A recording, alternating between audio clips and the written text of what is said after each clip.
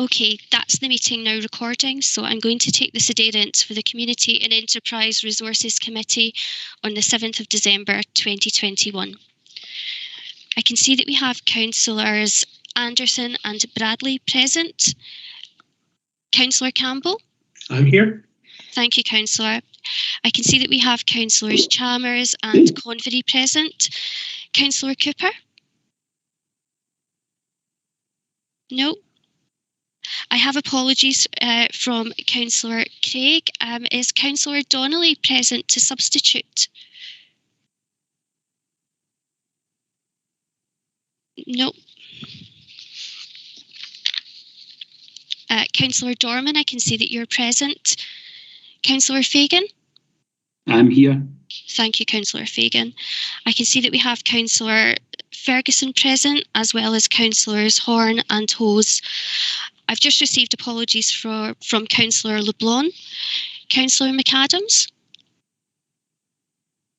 I'm here, Elizabeth. Thank you, Councillor McAdams.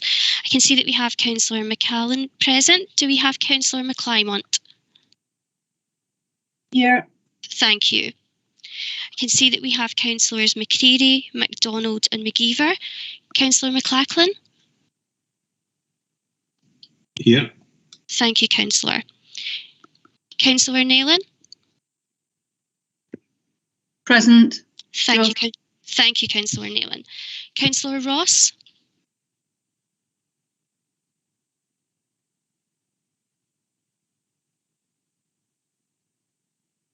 No. Councillor Scott? Here. Thank you, Councillor Scott. Councillor Walker? Here. Thank you. Councillor Watson? Here. Thank you. And I can see that we have Councillor Wilson present. Councillor Falconer, are you here as a substitute, or are you just observing the meeting today?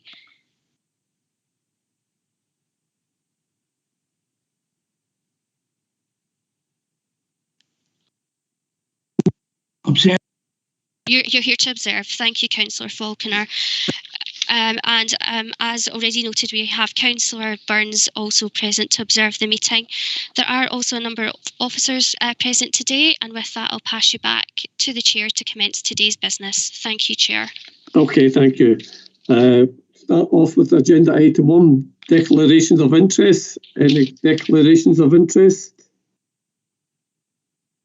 Any hands up, Elizabeth Ann? No? No hands, Chair. Okay, thanks. We'll go on to agenda item number 2, the previous minutes of the previous meeting. I'll move that as an accurate record. I'll second it. Any questions or comments? No hands, Chair. Okay.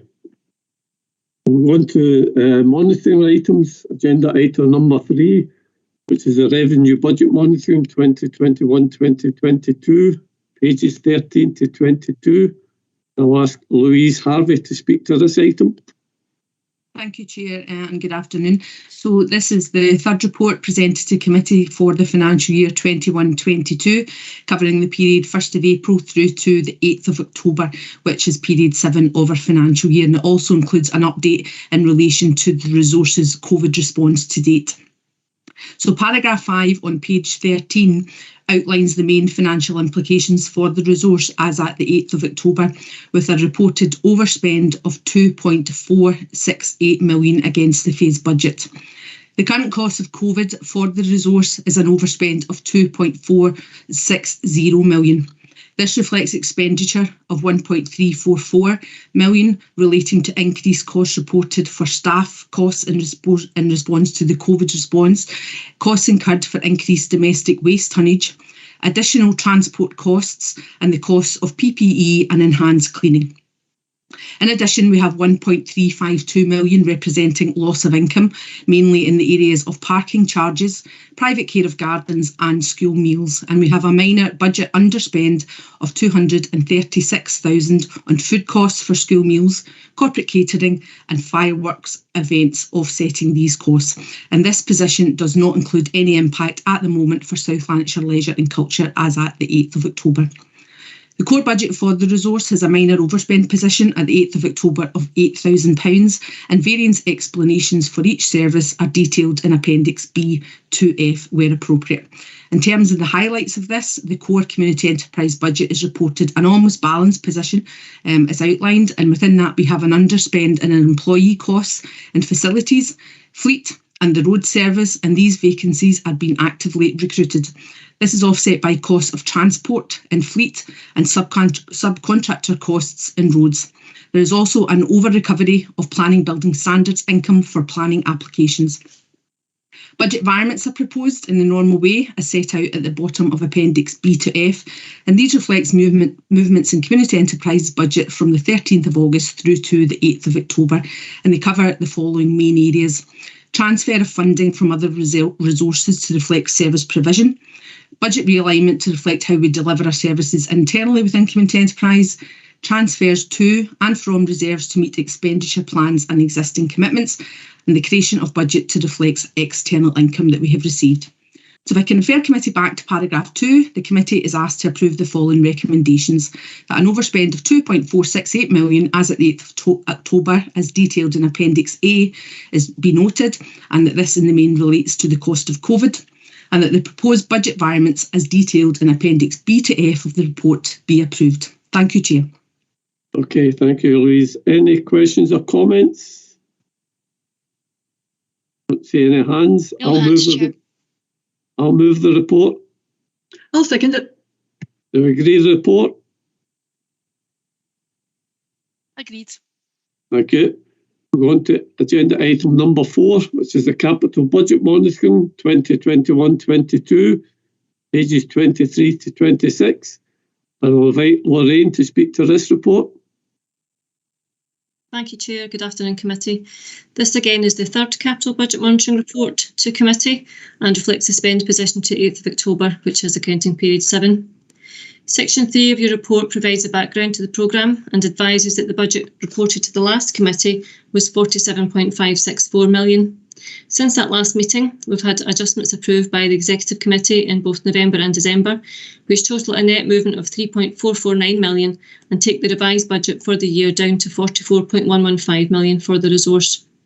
Section 4 of your report details the capital programme update for 21-22 with a breakdown in Appendix A of the report on page 25. The appendix also lists the adjustments that we've taken into account in arriving at the new budget.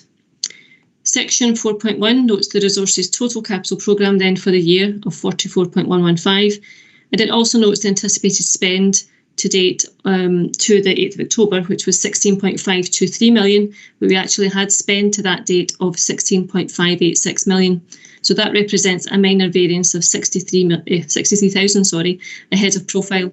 There's nothing to note there in terms of any significant variances, so I'd be looking to refer committee back to the recommendation in section 2 of the report, and that the Community and Enterprise Resources budget of 44.115 and spend to the 8th of October of 16.586 million be noted. Thank you, Chair. Thank you.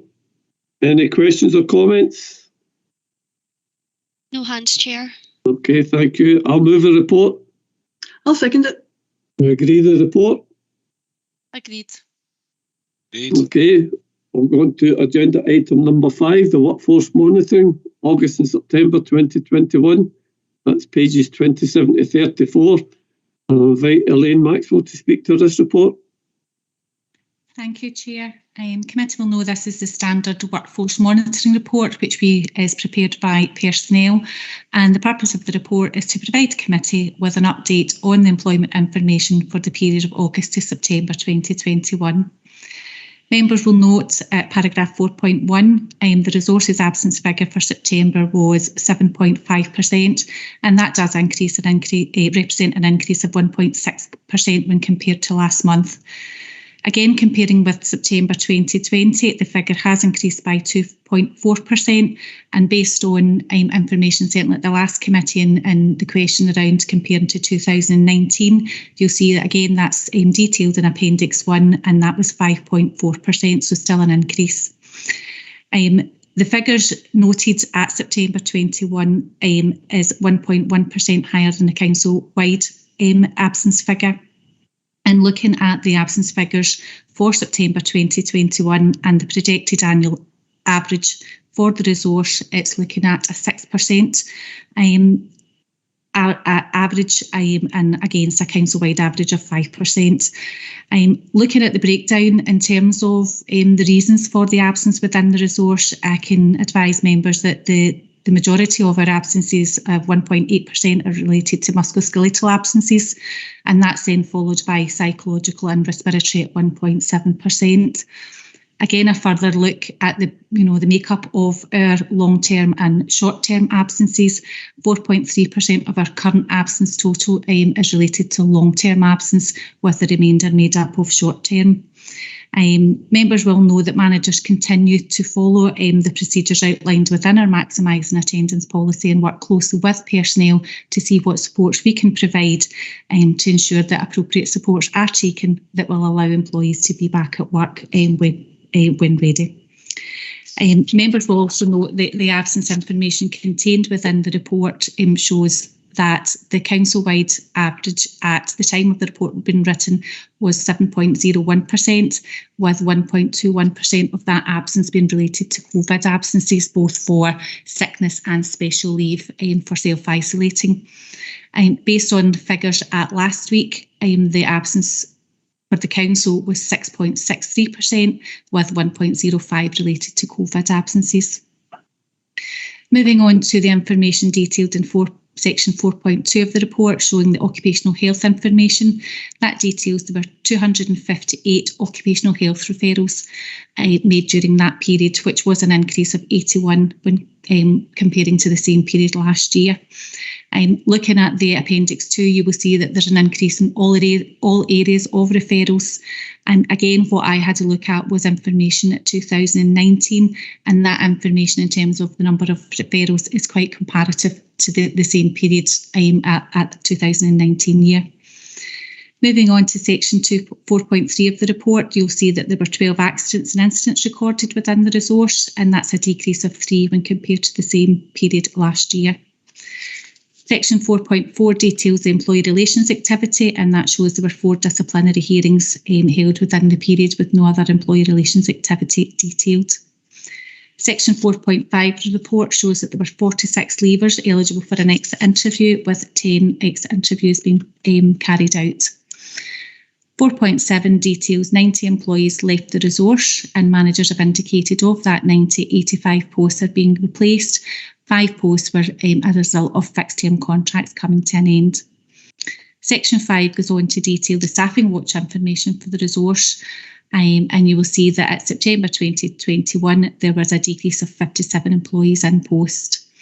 There are no other employee financial or other implications contained within the report, so I would just refer committee back to Section 2 within the report and ask them to approve the recommendations to note the employment information for August and September 2021.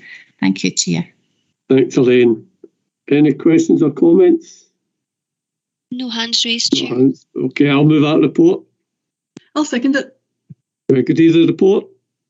Agreed. Agreed. Okay, thank you. Now we'll go on to items for decision. Agenda item number 6, the Blantyre Town Centre Strategy and Action Plan, the consultative draft. And I'm going to ask Pauline Elliott to speak to this report. Pauline. Thank you, Chair. Members will be aware that this is the 4th Town Centre Strategy and Action Plan which we've brought forward for your approval. You've already approved plans for Hamilton, Cambuslang and Lark Hall, and they are up and running with live action plans. Today we've brought forward a Strategy and Action Plan for Blantyre for your consideration. In the same way as its predecessors, the Strategy and Action Plan follows the Scottish Towns Partnership model and format, and the headings for the Action Plan following that model are set out in Section 4.10 of your report. In order to draw up the draft strategy, officers have engaged with business owners and community groups and other key players in Blantyre, both virtually and face-to-face. Members' delivery of this draft has inevitably been delayed by the COVID pandemic, as businesses have been in survival mode and not easy to engage with. But nonetheless, we're very pleased to bring this today in its draft form alongside the action plan and the baseline audit which formed its starting point. And these are both appended to your report. If members approve the strategy and action plan today, we will proceed to public consultation as set out in section 5 of your report, both virtually and face-to-face if COVID restrictions allow. Our aim is to present the completed strategy following that period of consultation to the first Community and Enterprise Committee of the new council session. Consequently, can I ask members to approve the recommendations in section 2 of your report? I'm very happy to take questions. Thank you, Chair. Okay, thank you, Pauline. Any questions or comments? Councillor Chalmers, Chair. Maureen? Thanks, Chair. Really just to kind of say what Pauline just said, this has been a real challenge.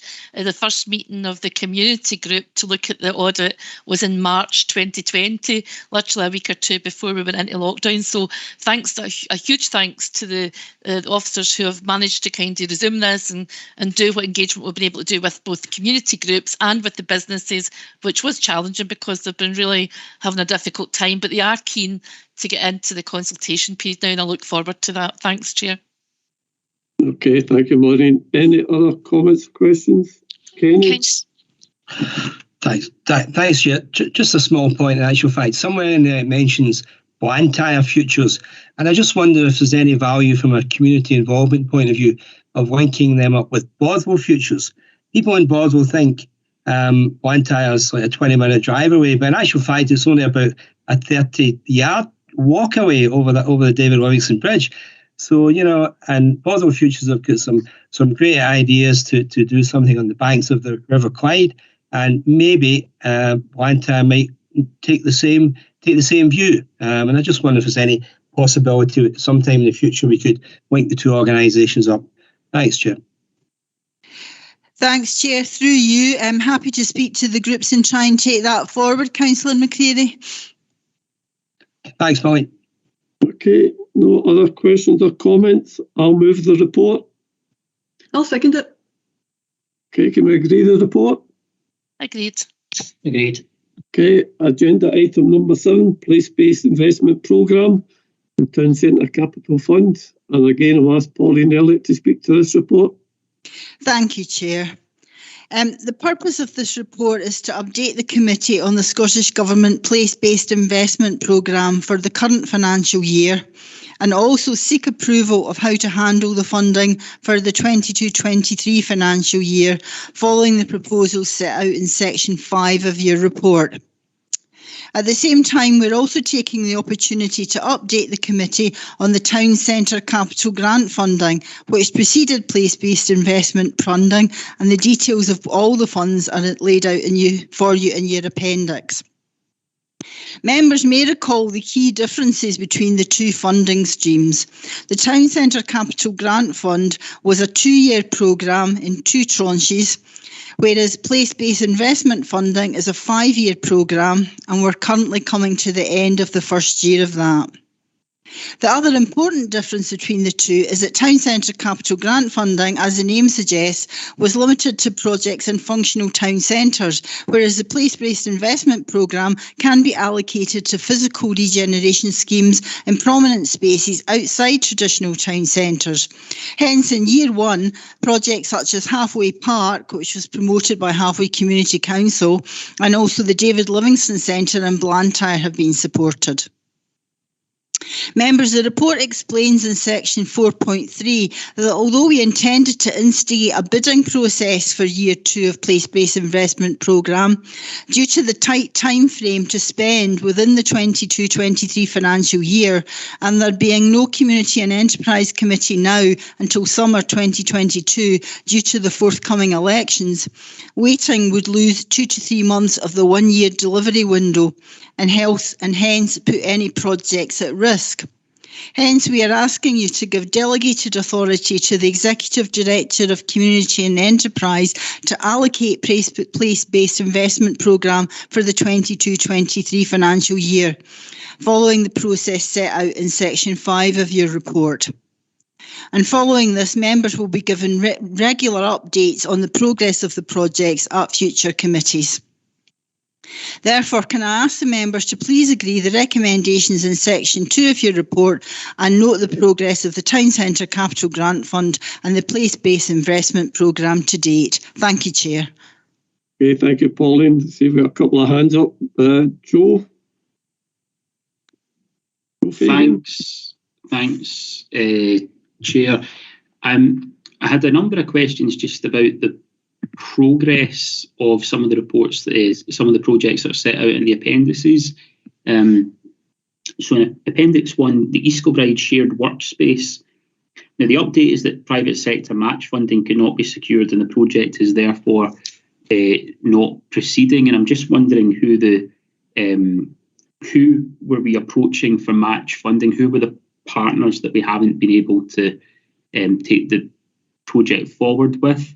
In relation to point 18, which is about the civic master plan, the area committee was briefed on that, I think, last year. I'm just wondering what progress we're making with the civic master plan, bearing in mind the changes in the ownership at the town centre and the impact of COVID. I think it's more important now that we have some kind of master plan. The item 19 on near to home working, it states that there were concerns related about budget and the availability and cost of materials. I'm just wondering if we can elaborate on what they are. And on the final point, which is item 20, I think, which is about the EK zone. It's currently in amber, and I'm just wondering when we're going to hear about progress on that. If the project is on hold until alternative funding is secured, what is our approach to securing alternative funding? My concern really in all of this is just the general crisis in retail. The COVID pandemic has accelerated a lot of the trends of decline in town centres, and I'm concerned that for a large town centre like East Kilbride, that the kind of public policy and policymakers aren't really moving fast enough to keep up with what's happening. And it does pose for me a final question, which is that the East Kilbride task force, its future was brought into some doubt, and there was an exercise through which its various participants were asked whether they intended it should continue. I think I'm right in saying most of the politicians who were part of that process wanted it to continue in some form. So can I just ask, what is the current state of the East Kilbride task force, given one of the reasons it was established was to address the retail crisis as it then was in the town centre? Pauline, could you take on some of those questions? Yes, thanks, Chair. Forgive me if I've missed anything, but just to start, on the first question on project number 3 that couldn't proceed, that was the former owners of the centre, the name of which has now gone straight out of my head, but the owners of the centre prior to the administration, and they decided not to proceed with that project. They had promoted it, but because they no longer wanted to proceed, the project fell at that stage. Was that Orion, Pauline? It was Orion, thank you, Chair. And with regards to master planning and the presentation to the area committee, you will recall that the centre did go into administration. It was taken over by the Die Deutsche Pfandbriefbank, the German investment bank, and is now being run by LaSalle on their behalf. The problem about the East Kilbride Town Centre is it is privately owned, and the new administrators and the new agents really wanted to get a handle on the tenants in the centre. They have been working to try and consolidate the tenants in there, and really it wasn't that they didn't want to engage with the council on the master planning of the centre, but they had other priorities. Looking to consolidate the presence and perhaps attract new tenants in, because as members are aware, a number of tenants had left the centre, including the Debenhams, the Arcadia Group, Sainsbury's and others. So there have been a couple of meetings with LaSalle. They are very keen to work with us, and indeed there's another officers meeting this week, and they are looking at a new master plan for the centre, and officers have identified some money from the existing town centre budgets to engage consultants to help with that and really revision the centre. So it's not a stalled project, but it's just been put on hold because the owners of the centre have had other priorities, Chair. In terms to the near to home working, that project was funded by Transport Scotland, who have now decided not to proceed with it. The budget and the availability and cost of materials, you will be aware, it's in the press on a daily basis that construction materials are very difficult to obtain at the moment for a range of reasons, and there's a large degree of inflation, and for that reason Transport Scotland have withdrawn. However, officers do feel that the near to home working, that's where people who can't work at home but don't want to commute to their office can go in and rent a desk or share workspace closer to home and help the town centres but get out the house, have access to Wi-Fi. We do feel there is still some merit in that project, and LaSalle, who are running the centre at the moment, are still quite keen on it. So we should be able to identify alternative funding. So again, it's stalled, but it's not dead, Chair. With regards to master planning, I think I've already said that we do intend to move forward with the Escobridge project. We are engaging with the centre owners. They're now much keener to engage with us, having got their feet under the table and run the centre for the next 6 months. And things will still be coming forward. And obviously the Escobridge task force, if they are still in existence and want to engage, they'll be another key partner in that process. I hope that's helpful. Thanks, Chair. Right, thanks, Pauline. I have David. Could I ask just a supplementary question there, Chair? Just very, very briefly. It was just okay. I appreciate that response from Pauline. I'm just wondering, do we know what the status is right now of the task force? Michael McGlynn, I'll ask Michael to come in on that rather than Pauline, if you don't mind. Michael? I'm happy to do so. The situation, my understanding, Chair and Councillor Fagan, is that we have replied to the chair of Escobridge Task Force.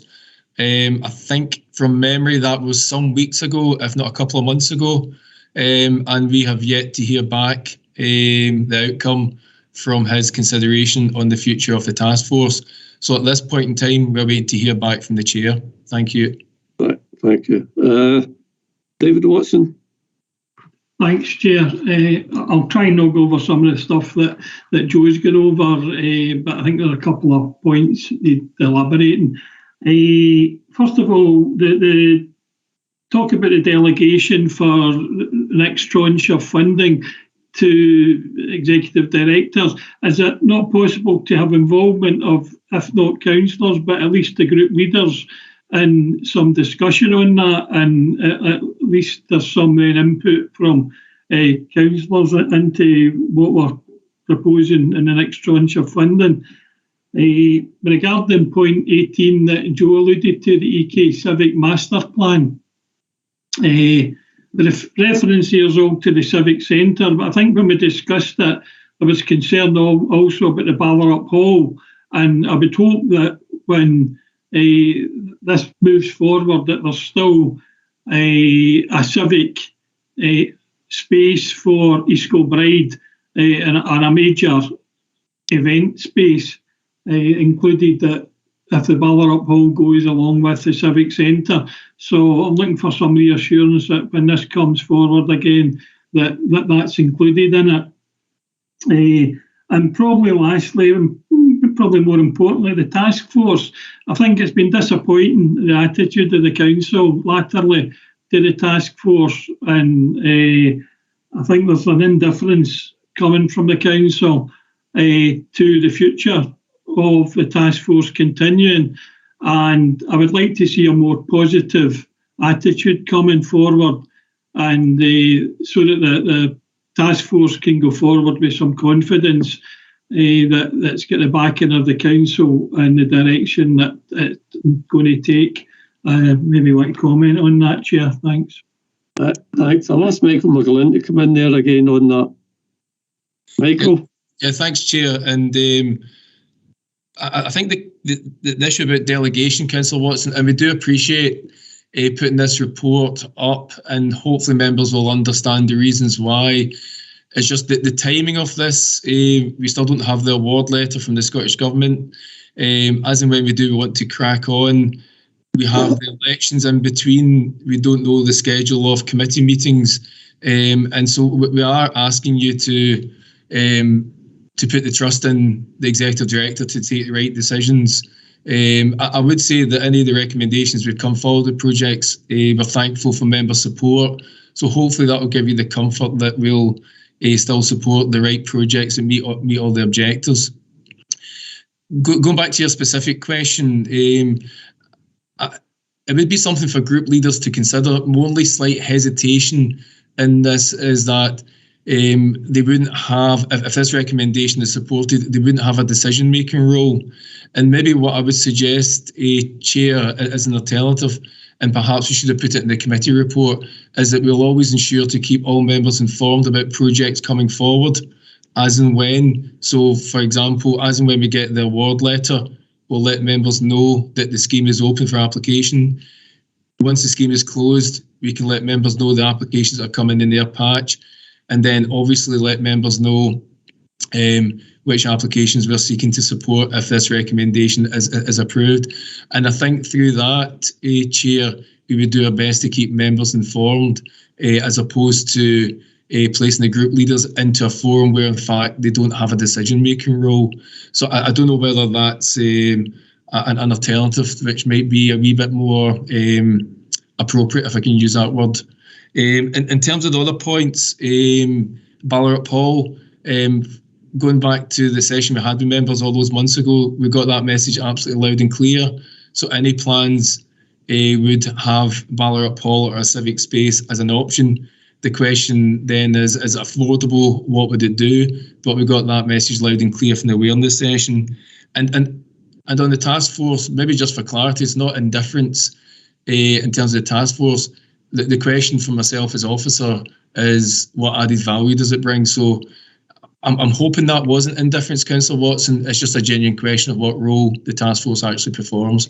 So maybe just on the first point, Chair, if that's an acceptable way forward. Yeah, I think that would be acceptable to most members if it is kept up to date. I've got Kathleen McClyman. Kathleen? Thanks, Chair. It was just on the accuracy of the appendix in item 13 about the complete the works by March 2021. It's still at the planning stage. It's not been approved yet, so I don't think that's accurate. Thanks.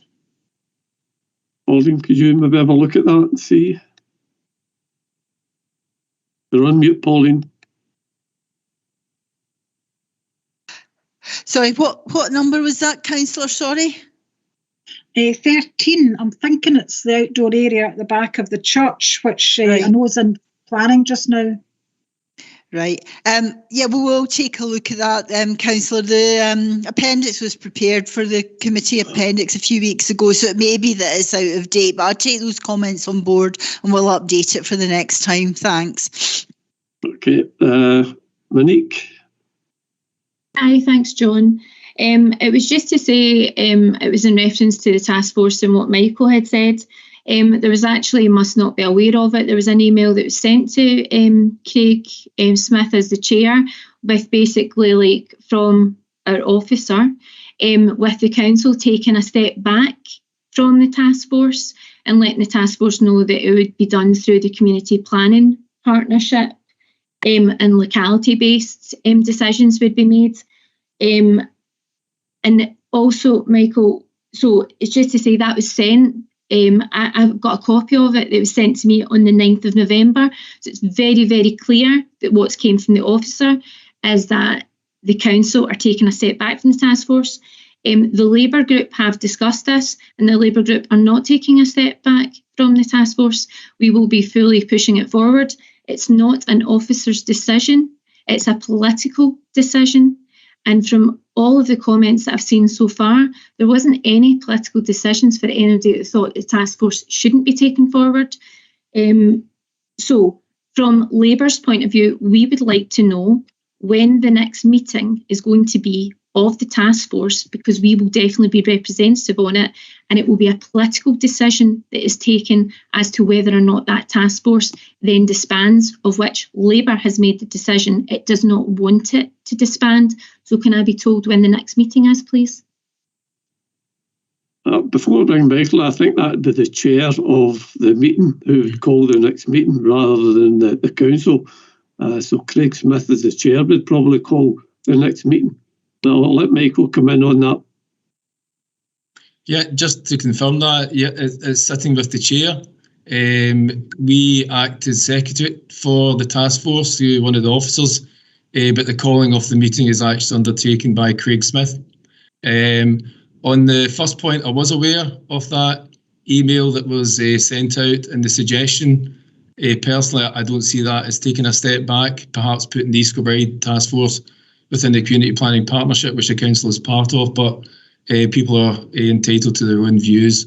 Thanks, Chair. Subsequent Chair, please. Yep. It's just to say that I wouldn't expect an officer to have an opinion anyway, because that's not their job, that's actually for the elected members. But it's just to say that that's good then, if they knew about that email, and I will then go back to Craig Smith, or maybe perhaps he's actually watching this on YouTube right now, and let him know that then all he needs to do is contact council officers as the chair, and then the next meeting of the task force can be set up. So thank you very much for straightening that out. Okay.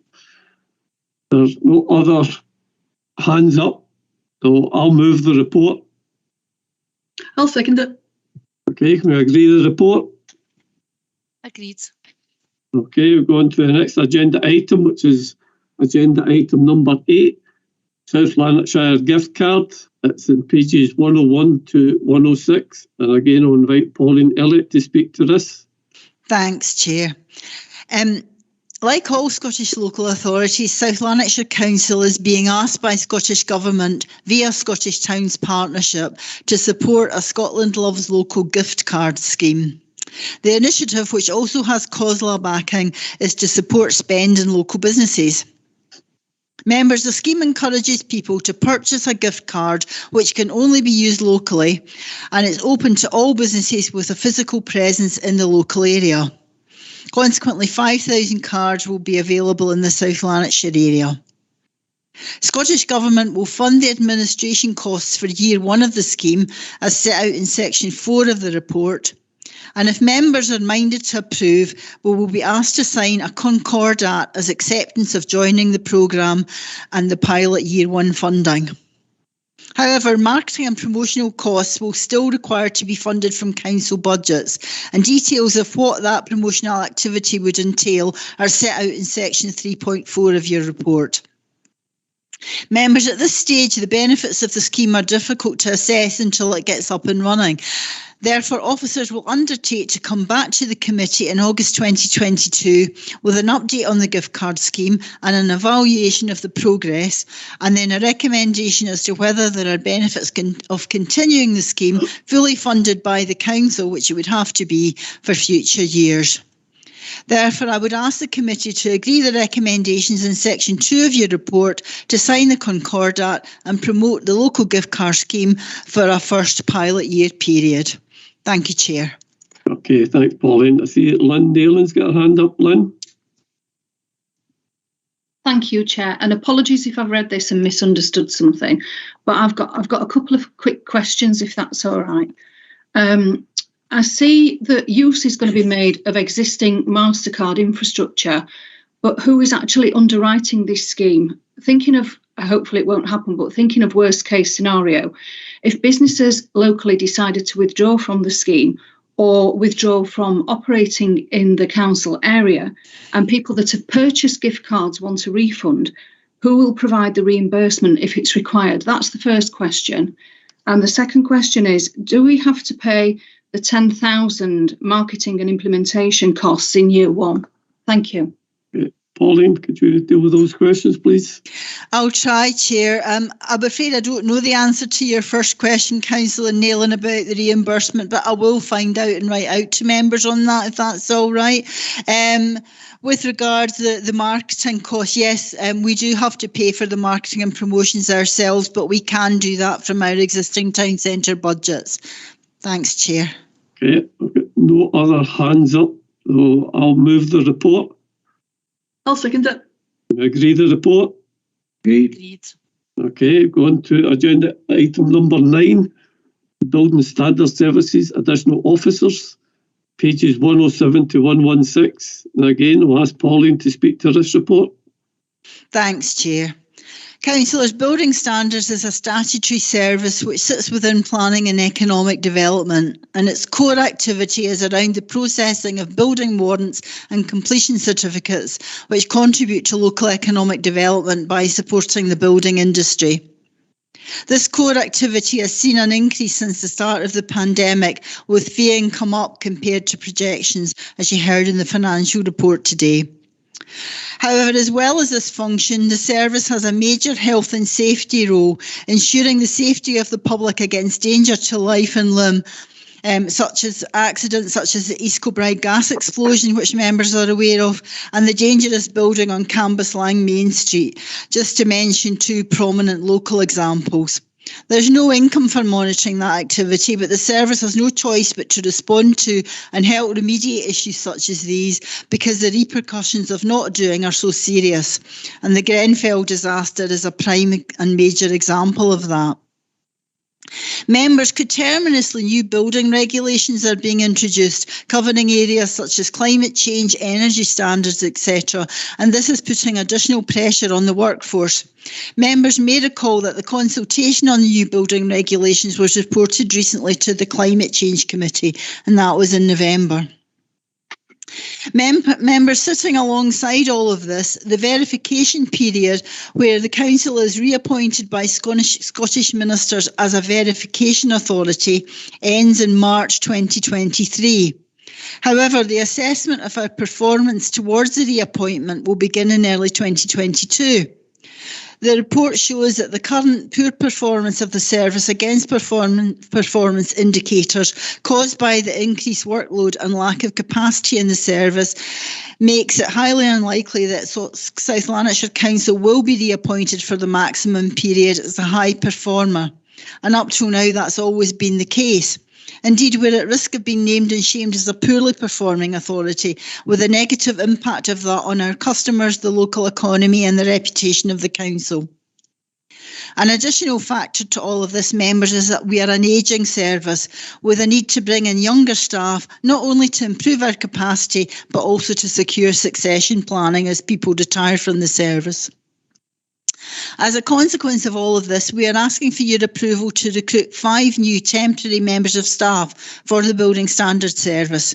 That's 3 surveyors, a building inspector and a modern apprentice. And all of this is set out in section 9 of your report. This will improve performance and capacity and aid with our succession planning moving forward. Members, the plan is to fund the posts via a combination of reserves and fee income, and that's set out in section 10 of your report. Therefore, I would ask members to agree the recommendations in section 2 of the report, noting the rationale and agreeing that we proceed with the recruitment of the temporary post as quickly as possible. Thank you, Chair. Thank you, Pauline. I don't see any hands up. Any questions? So, Kenny? Yeah, thanks, Chair. It's a question for Pauline. Pauline, I just wondered how easy you think it may be to recruit temporary staff in the current environment. It seems that you can't get. There's far more people in work than there is out of work. In fact, probably nobody out of work. Everybody's got a job if they want it, pretty much. So, do you foresee it being viable to get temporary surveyors, Pauline? Thank you. Thank you, Chair. It is certainly a risk, Councillor McCreary. We won't know until we try, but we do know that other authorities are recruiting as well, and we will be in a competitive field. But until we go out, I can't answer that. We have also had 2 recent resignations from the service. So when we go out to recruit the 5 temporary posts, there'll actually be 7 vacancies, and 2 of those will be for permanent staff members. So it means that if we have a good field, we can choose the better, if you like, the top candidates for the permanent post, but it may well be challenging, but it remains to be seen. Thanks, Chair. Okay, I've got Graham Scott and then Jerry Convery. Graham. Thank you, Chair. And first of all, I'm going to say the obvious one. I welcome this report as someone who's always sort of campaigned, and Pauline will know the campaigning for more planning officers, more building control officers, given the huge demand that is out there. The point I want to make about this is in relation to discretionary charging, and Pauline knows what I'm on about. When is the instruction and the sort of go-ahead going to come from the Scottish Government for us to do discretionary charging for things like pre-app discussions and any surcharges for retrospective applications, so that any money raised can go in to the planning and building control resource and we recruit more?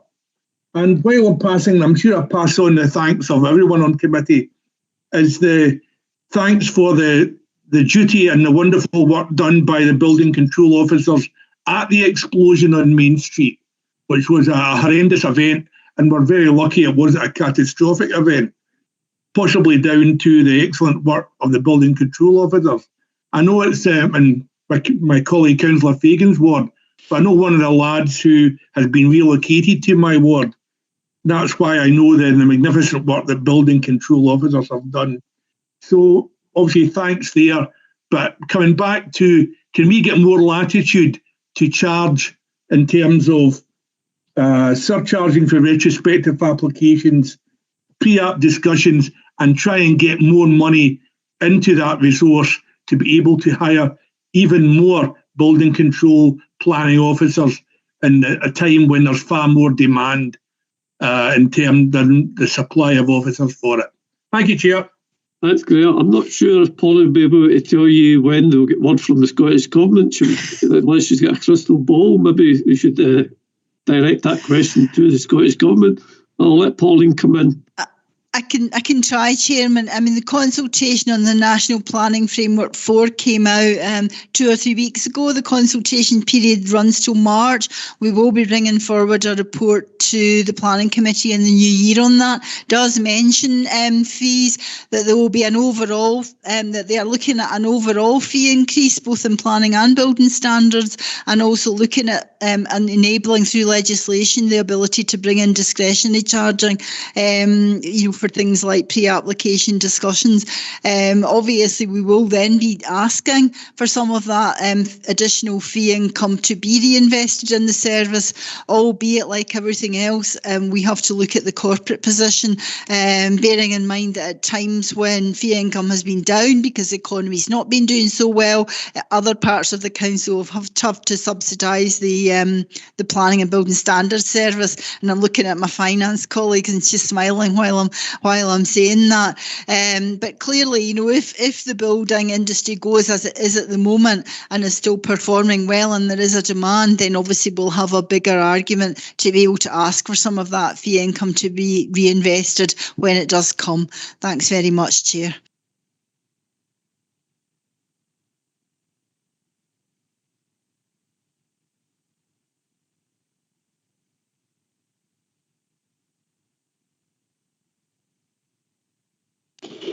No. Is the chair frozen? I think the chair may be frozen. I'll just contact IT. Councillor Dorman, do you want to adopt the chair in the short term, if that's okay? Okay, thank you, Michael. Jerry, you wanted to come in? Yeah, very briefly, Chair. I welcome this report. As Graham said, it makes common sense. The only observation I would say to all my colleagues, every year we've got to make massive cuts, and I'm looking at the structure for 22 operatives. We've got 7 managers. Maybe we need to start looking at that Because that equates to me to something like £400,000 worth of manager for 20 people. Does not make common sense. Thank you.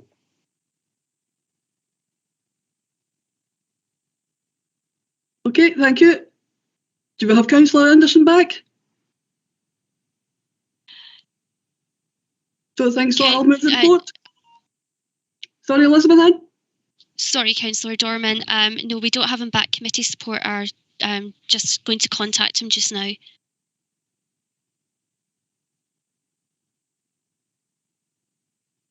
Okay, thank you. Next item is agenda item 10, and that's workforce planning and recruitment and planning and building standards, and that's on pages 117 to 120. And I believe that would be for Pauline. Thanks, Chair. Members, this report demonstrates that planning applications into the Council have risen by 36% since the start of the COVID pandemic, and that the enforcement caseload has doubled. And this information is set out in sections 3.3 and 3.5 of your report. This increased workload has put a burden on planning officers who also carry out a number of other duties unfunded, including the delivery of the local development plan and other policy issues. And these are likely to become even more onerous with the introduction of the new planning legislation. The report also explains that staffing numbers have fallen in recent years and that we also have an ageing workforce, with more than 50% of planners being over the age of 50. Members, due to the pressures on the service in recent months, the head of personnel invoked her emergency powers earlier in the year, and we were able to proceed with the recruitment of 3 one-year graduate planning posts to help with capacity. However, to extend that initial 1 year period requires a committee decision, and hence the report before you today. Consequently, we are asking your approval to extend the 3 one-year posts to a period of 23 months to help address our capacity issues and help with workforce planning. Details on the cost of the additional 3 officers are set out in sections 6 and 7 of your report. Therefore, can I please ask members to agree the recommendation in section 2 to extend the contracts of the 3 temporary planning graduates by an additional 11 months to 23 months. Thank you, Chair. Okay, I'm back in with after being kicked out there with a connection problem. Is there any hands up there, Elizabeth Ann? We've got. Michael McGlynn has his hand up, Chair. Okay, Michael.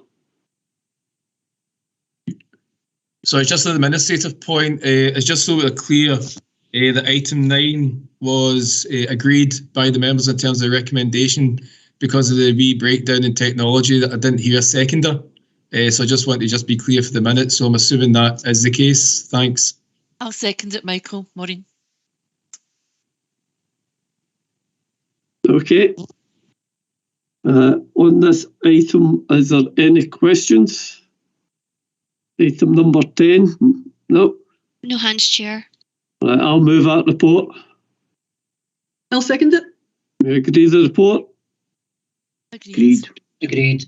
We'll go to item number 11 and then have a break, a 10-minute break. So if everybody's okay with that, we'll go on to agenda item number 11, the Community Benefit Fund, Renewable Energy Fund, grant applications, pages 121 to 124. I'm going to ask Pauline to speak on this, and then we'll have a short break. Thank you, Chair. Members, you're aware that we collect community benefit funding from wind farm developers and we administer via our Renewable Energy Fund. All grants larger than £20,000 required to come to committee for approval, and there are 2 grants we're asking you to approve today. The first grant is for Roberton Social Group to refurbish the Roberton Village Hall to create a welcoming village hub. The second is to the Glassford Community Group to purchase Glassford Village Hall and create a space for local events and recreation. Both grants also include an element of initial running costs, the provision of which was made via an alteration to the Renewable Energy Fund at the end of 2018. Members, details of the projects and the match funding packages are set out in sections 4.8 and 4.17 of your report. with the Renewable Energy Fund reward being conditional on all other funding being in place. Therefore, I would ask members to please agree the recommendations in section 2 of your report and agree to award funding from the Renewable Energy Fund to these two community projects. Thank you. Okay, thank you, Pauline. I don't see any hands up. Does anybody get any questions or comments? No hands, Chair. Okay, I'll move the report. I'll second it. Agree the report? Agreed. Okay, we'll just have a 10-minute, well, just a wee bit more than 10 minutes. Just resume at 3:10. We give people time for a wee comfort break. Okay? Right.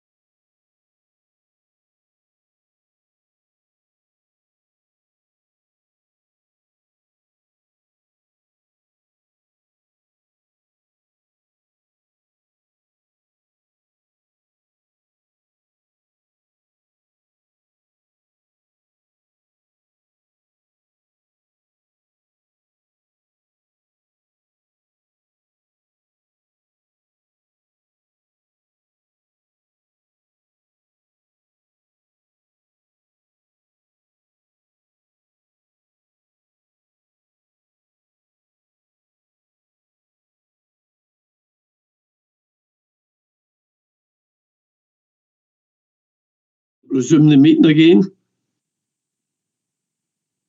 Everybody's sitting in nice and comfortably now for the last 5 items are all items for noting. What I intend to do is ask Colin Park to speak to items 12 and 13, and then intend to move 14, 15 and 16 in block if anyone's got any questions on them. But we'll start with item 12, the Roads Asset Management Plan 2021 update, pages 125 to 134, and I'll invite Colin Park to speak to this. Thank you, Chair, and good afternoon, everyone. This is item 12, and it's the usual annual Roads Asset Management Plan paper to committee. It's a very full report, and its purpose is to provide an update on the RAMP and outline the condition of the roads and related infrastructure. Section 3 of the report outlines the background to asset management across the council, and in particular the asset groups covered by the RAMP. Section 4 through to 9 discusses each individual asset group in detail, and Section 10 provides a summary of the key and important points to note. And just picking up on those from Section 10, in terms of our carriageways, this has generally been in improving condition because of previous investment. However, we have seen a slight regression with last year's stats coming through, and that's beginning to be observed across the overall network and across some specific road categories. In terms of footpaths and footways, at least 16.2% of our network requires to be considered for maintenance, albeit this was from surveys done a number of years ago. However, we do expect it to be close to that figure at this time. In terms of structures, overall condition generally good to fair, although the overall outlook is one of slow deterioration. Good progress has been made in dealing with our bridges, assessed as being inadequate for current loading standards. However, greater investment is required for bridge maintenance, and continuing attention is additionally required to many of our bridges which have substandard parapets. Investment commitment of £6 million to replace 2 bridges in Clydesdale should be noted and welcomed, although funding pressures are now being experienced in this area. From a street lighting point of view, recent investment has reduced our energy use by approximately half, and we have replaced over 7,200 of our oldest lighting columns, representing significant progress.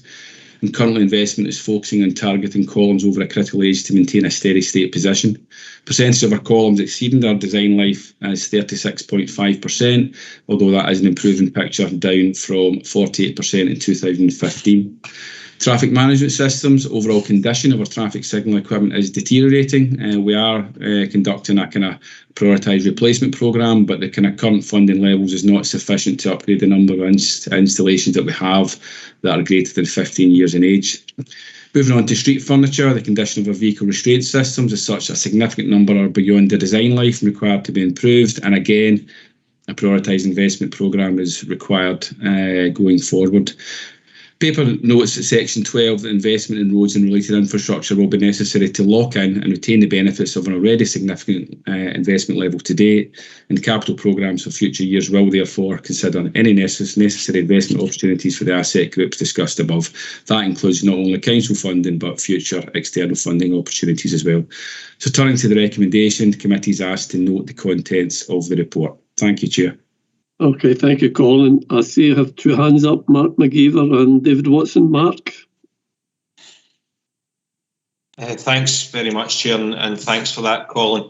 If I can direct members' attention to page 128, section 5.5, as Colin alluded to there, the kind of information based for the footpaths, the footways, is based on a sample survey of less than 60% of our of such footways, and that was actually done between 5 and as much as 8 years ago going on now. Now I get that we're basing the information on the latest available, so that's it, and it's 16% need repaired, but most people would feel that it's actually considerably worse than that now. I think this is probably the issue that's brought up to me by residents more than any other, is the state of the footpaths. And, you know, I think to be fair to South Lanarkshire, with the condition of our roads in our urban areas, if you look at, you don't have to drive far in neighbouring authorities, other similar urban areas, to find that, you know, there's a deterioration in the carriageway. So I think there is something to be said for our performance here hasn't been bad. But when it comes to the footpaths, it is really a bugbear of residents, and you know, it's something I think that we really need to get new data on, because it does feel as though it's much more than 16% need some form of repair. So I'm just wondering when we next expect to be able to do a survey, and would the intention be for it to be more than a sample of 60%? I noticed the surveys of the road surfaces as opposed to the footpaths. It's really 100% of road surfaces, albeit based over a number of years with different kind of timescales about when, you know, each carriageway is done. So I'm wondering if we could get any information around that, Chair. Thank you. Okay, thanks, Mark. Colin? Thank you, Chair, and I thank you, Councillor McGeever, for that point. The very nature of that survey identified at 5.5 and only did 60%, just under 60%, is because it's very resource intensive. It was done over 4 years, so to do it again is not the easiest thing to do. And if memory serves, still investing at the steady state level. In fact, we're actually investing at more of that. So from the identified capital roads funding, we're investing just over about £1 million this year in footways. And actually, in addition to that, from the participatory budgeting, we're investing another £1 million as well. So there is significant investment going in. So whilst it would be very nice to know the exact figure, we are investing at significantly higher levels than we require in terms of the steady state. It is something I intend to have a discussion with area managers on, just to understand how we can go about updating that survey. But if I'm being completely honest with you, in terms of the resources available, I'd much rather have them prioritising in other projects as opposed to gathering data, which, whilst useful to have, I don't think is essential in terms of our prioritisation, because we are investing more than we require. And even if that figure happened to say 35%, 40% or even higher, I still have to invest monies elsewhere as well. So I'm not saying we won't be updating the survey. I'm certainly looking at kind of dusting down what we did back in 14 through to 17 and see what opportunities we have to do something. It is a lot easier to do the road network because that's done on a national basis. It's done by vehicles driving about our network over a longer period of time. Doing the footway surfacing is manual, as people going around walking along and picking up that data. Something we are looking at in future years, and we were looking at it last year, but inevitably COVID gave us a wee bit of a challenge, is some artificial intelligence, some technology that will actually do surveys for us using artificial intelligence. So whether that can be extended out to cover footways as well, we don't know, but we will have that discussion, Councillor. Thank you, Chair. Okay, I see Michael's got his hand up. Michael McGlynn, do you want to come in on that point that Mark raised? Yeah, just very briefly, and Colin touched upon it, Chair and Councillor McGeever, is that the data is there, but I would also add that our local inspectors are very aware of the local area. We're also conscious, as and when we get issues raised with us, that feeds into where our budget goes in terms of footpaths. So it's maybe to give you the comfort, Councillor McGeever, that the data is only just one element when we're determining need where we actually invest. So it's just to give that wee bit of added information. Thanks, Chair. Okay, thanks. David Watson, and then Catherine McClyman, and then Kenny McCreary. Thanks, Chair. And again, it's horrible when you follow somebody. Very similar to Mark, that I think footways are becoming the new potholed roads, and I certainly think that the 16%, 16.2% is low in my own experience, and Escobridge West certainly. There's footways now that you would expect to be lasting longer or not lasting longer, and I think down to the developers when they put the footways in, and we've had some correspondence in some areas and that, Colin, over the last few months, and I dare say there's other areas very similar. So I think, yeah, great work getting done in the roads, very positive report, and all in all, but I really think we need to, as a corporate body, focus a wee bit on the footways, and not everybody's got a car. There's folk with disabilities using the footways, and they're struggling in some instances because of the state they're in, and theoretically they might not be below a certain standard, but they are for people with disabilities, that are folk that trying to manoeuvre with wheelchairs, etc. So I think some definitely needs to be looked at. And regarding, and I agree with Colin's point about, it's an academic exercise to get what percentage of, the footways are in a bad way, but there's other ways of collecting data, like Michael's alluded to there as well, through councillors' inquiries, public inquiries, and when road staff are in an area, that maybe needs to become a mechanism that if the roads engineer's in an area and can just, put in a report about a path at the same time, and that would soon set up a database and give a feel for where we are. But no, thanks for the good work that's getting done, and I say hopefully we can move on to footpaths in not too distant future. One other point, it was mention of street furniture, and probably in the scheme of things you might say it's not high priority, but I think a lot of our street furniture and road signs are getting dirty and hard to read in some instances, and in the past these were cleaned, and I don't see that happening anymore, and it's something again that maybe needs to be looked at, and maybe you could comment on that. Is there a mechanism for doing that now, or is that something that's just dropped by the wayside with budget cuts over the years? Thanks. Just before I ask Colin to comment, I think one of the big issues is if drivers would drive in the road and not in the footpath, because you see big heavy lorries and buses and all sorts mounting the pavements quite freely, especially when we met so many drop curbs, and I think it's quite fair game, and I think that might be impacting on the state of the footpath. I'll ask Colin to come in on your other part. Thank you, Chair. In terms of a kind of formal cleaning regime for our signage, sadly we don't. That was something many years ago we did have. Likewise, kind of lining as well is always a challenge. The material we use has changed in recent years. It's not as long lasting. It's something we actually did chat about our last kind of management team, just looking at how we can perhaps have more funds diverted towards lining and signing as well. Not necessarily cleaning. I think cleaning would always have to be on a reactive basis. So to go around and clean every sign is quite intensive again, and associated traffic management to have someone doing it safely, noting that most signs are right adjacent to a live carriageway. So perhaps in the past, sending somebody out with a bucket and a ladder heading up to kind of clean a sign was seen as acceptable. In this day and age, we need to be a wee bit more kind of cautious in terms of making sure our officers are doing that safely.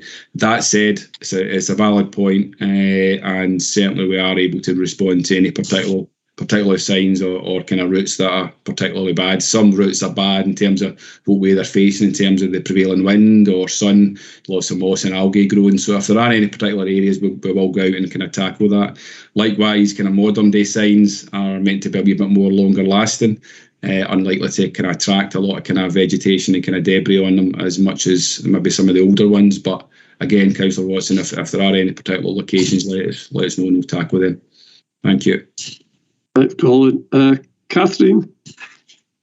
Thanks, Chair. I think David covered some of what I was going to say, because it is about the ageing population and the disabled and the mobility issues that we've got. And I think that's happening everywhere, that people are not being able to negotiate our footpaths. I just want to clarify, I take it you're only talking about the footpaths that belong to roads, you're not talking about the ones that are belonging to housing? These are only kind of roads adopted footpaths we're talking about here. Thanks, Chair. Okay. Kenny McCreary.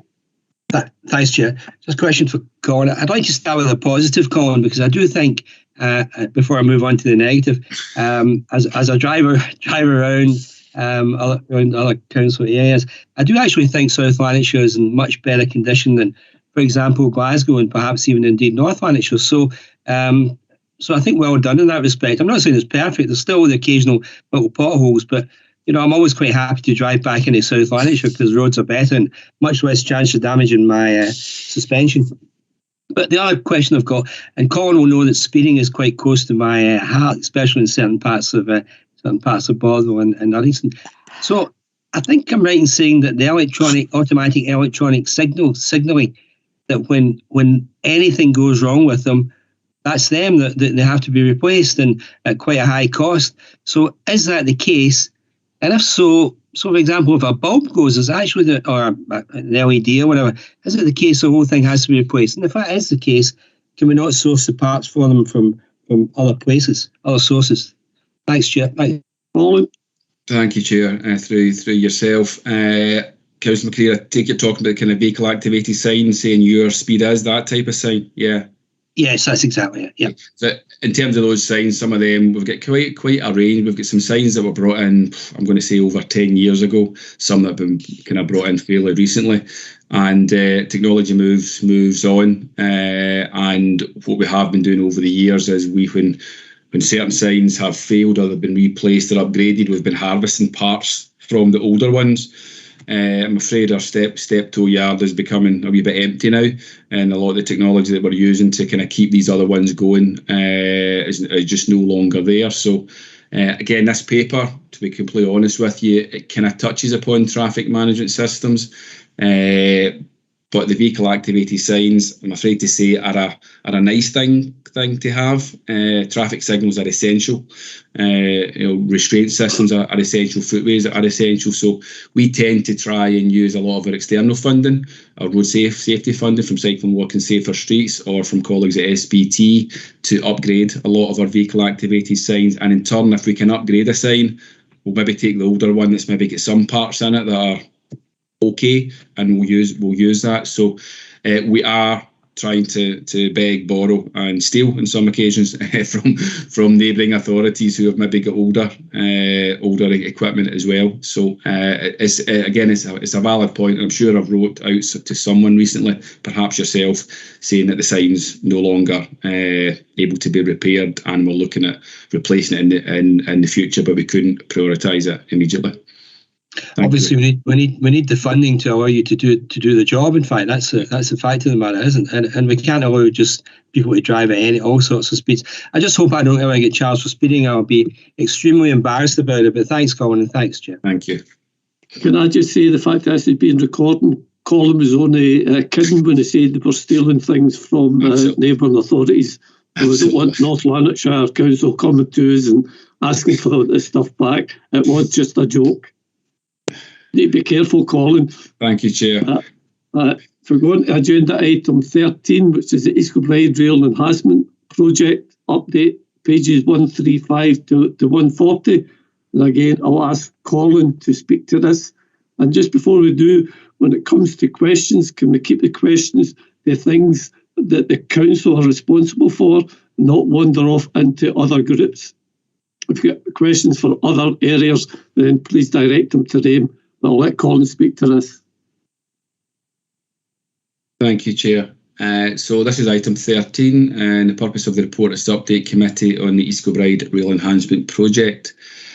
Section 3 notes the request of the Executive Committee on the 3rd of November for this update paper, and Section 3 goes on to explain the background to the project and in particular the responsibilities of partners. Paragraph 3.3 notes that the Council and SBT work in close partnership with Transport Scotland and Network Rail to support investment into rail infrastructure, service improvements or complementary improvements, and we'd look to embed those projects and priorities within our own regional, local or mode-specific strategies. Paragraph 3.6 note that the Council and SBT during the pandemic continued to work with our partners Transport Scotland and Network Rail, and in doing so we sought to refine and further develop the project to ensure that complementary measures were more defined and were able to be integrated within the wider rail station service frequency and corridor enhancement proposals that were being developed and progressed. Paragraph 3.10 notes that up until the end of September 21, all officers continued to engage with Transport Scotland, Network Rail and SBT in terms of progressing the detailed design of the project and these complementary measures. More recently, discussions were focused on how the land that had been acquired by Network Rail towards the start of the financial year would be made available to the Council to progress the park and ride elements and the bus and rail interchange elements of the project. Section 4 outlines the current position and notes that at 4.1 that transport demand across rail and bus reduced dramatically during the pandemic and today it remains significantly lower than the original predictions which shaped the development of the original project proposals. Paragraph 4.2 also discusses whether passenger demand will return to pre-pandemic levels. However, it's expected that the development, the delivery and the programming of many transport projects across Scotland and wider United Kingdom will be influenced by such uncertainty in demand, and this has already been seen across the country with other projects. Paragraph 4.3 to 4.9 provides a summary of the approval, decision making and the recent announcements from Transport Scotland and the rationale behind those decisions. Paragraph 4.10 notes that the officers further understand that the Network Rail is continuing to investigate potential alterations to the network at Hare Myers to understand what benefits such alterations could offer regarding regularising the current 4 trains per hour in the morning and evening peak to a standard pattern, potentially running 4 trains per hour in the shoulder peak, which is the peak just either side of the traditional main peak hours, and as well as the peak hour and strengthening operational resilience. Platform lengthening we also understand has been considered should additional carriages be required in the future to cope with the predicted demand. Paragraph 4.11, officers have asked Network Rail to fully consider and these predicted demands as part of the future design development, and actually had a meeting last week with partners just to kind of further explore that, and in particular that demand will lead to us better understanding the scale of park and ride that is required in the future. Paragraph 4.2 notes that officers are continuing to develop these proposals for the new bus and rail interchange on the southern side of the new Hare Myers station and the major park and ride to the north. Both of these sites have and still do have the potential to provide around 1,200 spaces. However, prior to the recent announcements, the scale of park and ride was being reviewed. This was considered the need for larger bays to cater for increased size of vehicles, the area required for electric vehicle hubs, and revised layouts associated with the rerouting of the watercourse on the northern site. Section 5 notes ongoing discussion in relation to the land and legal agreements needed to progress the project, and Section 6 notes that whilst the commitment to the electrification of the line, the relocation of Hare Myers station and the complementary park and ride facilities is significant and welcomed by the council, the decision in relation to the dualling of the track is nonetheless disappointing. The council leader and officers have shared that sense of disappointment with Transport Scotland in writing and at recent meetings. We continue to work with Network Rail and Transport Scotland to develop the proposals and continue to press for the greatest investment possible for Escobridge and South Lanarkshire, both in the short and long term. In terms of funding implications, Section 8 notes that funding of approximately 3.75 million is expected to be made available from the Glasgow City Region deal and developers' contributions, and in addition, subject to further approval, a further similar sum is expected from SPT in terms of their own programming, again noting that will still be subject of approval. It is noted within the approved outline business case for the Escobridge Community Growth Area that the principle of supporting the park and ride expansion has already been established. Turning to the recommendation, the committee is asked to note the contents of the report. Thank you, Chair. Okay, Monique, your hands up first. Aye, thanks, John. It was just a couple of things. I obviously welcome the project update and all the work that everybody's doing in the background, so thank you very much for that. I just wanted to point out that something I was thinking, so capacity can only be increased by adding to the train length, not by the frequency of service. And I know that the overall objective is obviously of electrifying the rail network, so it persuades more people to use the service as an alternative to obviously travelling, by car. So obviously I welcome this. What I did want to say was there was a couple of things. So on page 136, there was 2 items. It was 310 and 401. It was just to say that I was supportive of the land being transferred over from Network Rail to South Lanarkshire Council. I think that's actually really, really important. Also, with regards to 4.1, I just wanted to say that there was a lot of messages that were given out by the Scottish Government, and quite correctly, encouraging people when it came to public transport, only to use it if need be at those times, because we were in a very unsure environment. And it's just to also say that will have affected passenger numbers, obviously, because we were saying to people not to use them unless you had to, if you're a key worker or you had no other way of travelling. Therefore, there's not any new messages that have been put out saying it's okay to use or please start using the public transport again. So that will have had a knock-on effect. Monique, have you got a question? I'm not wanting a big story here, a big comment. Have you got a question for Colin? John, if you let me finish, then I will get to that. Well, if you bring it to a halt then and ask a question rather than a statement. I did say we wanted questions to Colin. I would like not to be treated differently from any other elected member, so can I continue to finish, please? Anybody, I'd say to everybody at the start, I wanted us to be questions for Colin for what Chair, the council is responsible for. Chair, I'm being very respectful, but can I be allowed to continue, please? If it's a question, yes. If I can be allowed to get to my question, please, Chair. Well, bring your question to the floor then. Thank you, Chair.